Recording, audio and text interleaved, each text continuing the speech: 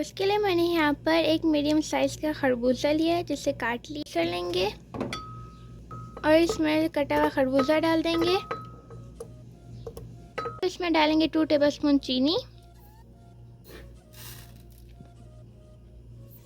और डालेंगे पिंच नमक, 1 कप पानी, ठंडा पानी, फुल ठंडा पानी डालेंगे। तो अब हम इसे कवर करेंगे और ग्राइंड करेंगे। इसे अच्छे से ग्राइंड कर लिए।